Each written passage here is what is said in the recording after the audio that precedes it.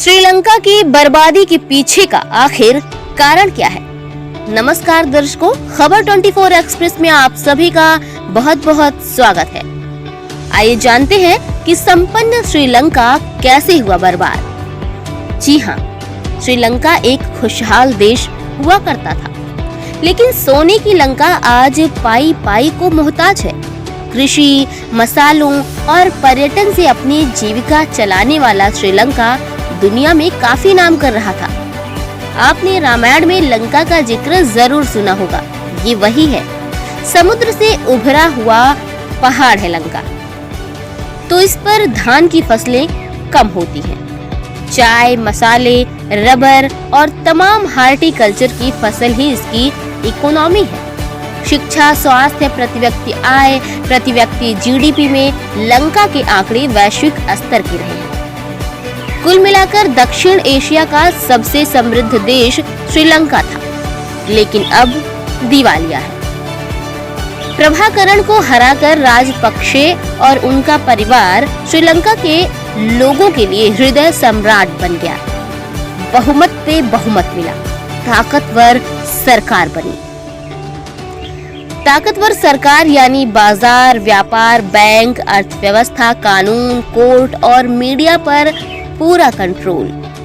आज श्रीलंका राजपक्षे परिवार की डिक्टेटरशिप है, और सबसे बड़ी बात कि डिक्टेटर सब कुछ जानता है। सब कुछ के मायने सब कुछ से ही है, यानी वो बाजार की लोगों की नब्ज जानता है, उनकी कमजोरियां जानता है और इन्हीं को लेकर वो खेलता भी है। या साधारण शब्दों में यूं कहें कि डिक्टेटर को science, technology, history, civics, agriculture, banking, business, sports, space, radar यानी दुनिया की हर चीज के बारे में विशुद्ध जानकारी होती है। डिक्टेटर भला आदमी होता है, उसकी नीयत में खोट नहीं होती।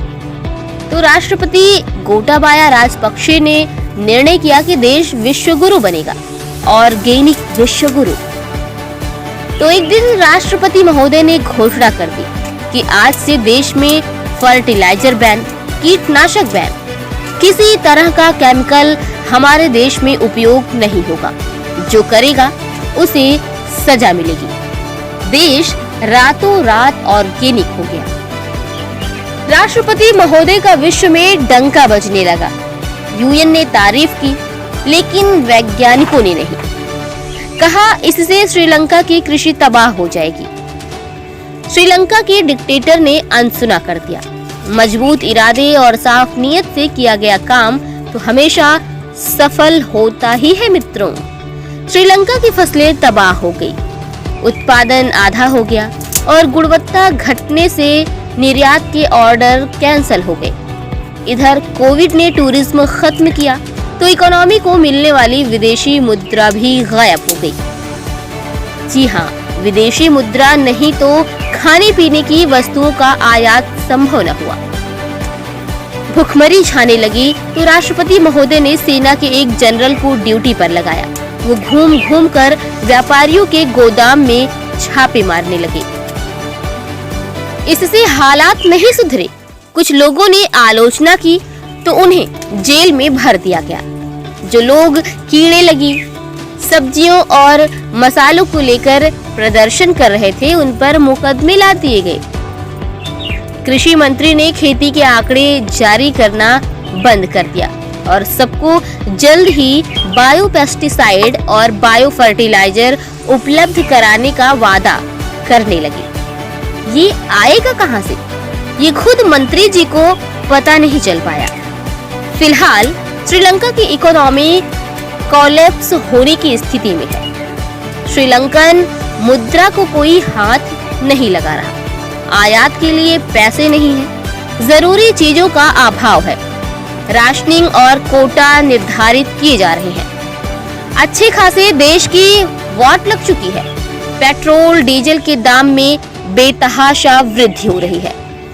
हाल में कर्ज न पटा पाने के कारण अपना हम्बनटोटा बंदरगाह 99 साल की लीज पर चीन के हवाले कर देना पड़ा।